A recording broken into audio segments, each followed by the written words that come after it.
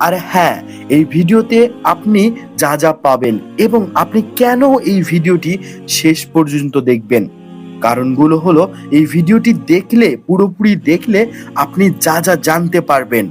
প্রথমে আগে সেগুলো জেনে নিই। কেন আল্লাহ তাআলা ১২ মাসের ভেতরে শুধুমাত্র রমজান মাসকে বিশেষ মর্যাদা দিয়েছেন? কেন এই মাসটাকে বলা হয় স্বয়ং আল্লাহ তাআলার উপহার? রোজা কি শুধু না খেয়ে থাকা, নাকি নিজের দুষ্ট নফসকে কন্ট্রোল করা?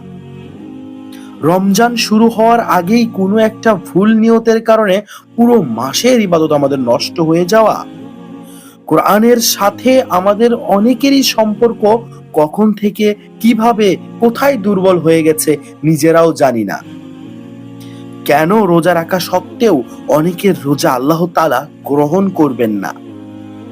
কেন কেউ রমজান মাস পেয়েও নিজের পাপগুলোকে, নিজের পাপের জন্য আল্লাহর কাছ থেকে ক্ষমা পাবে না? আর সবচাইতে গুরুত্বপূর্ণ বিষয় হলো, এই রমজানটা কিভাবে আপনার জীবনে টার্নিং পয়েন্ট হয়ে দাঁড়াবে। এই ভিডিওটি শেষ করলে আপনি পুরো রমজান সম্পর্কে আপনি বিস্তারিত তথ্য জানতে পারবেন। আপনি নিজেকে নতুন করে চিনবেন।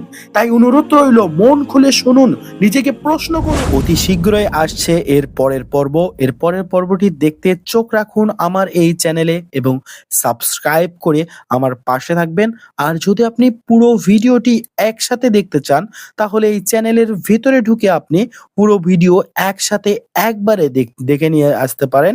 সবাই ভালো থাকবেন, সুস্থ থাকবেন। আল্লাহ হাফেজ।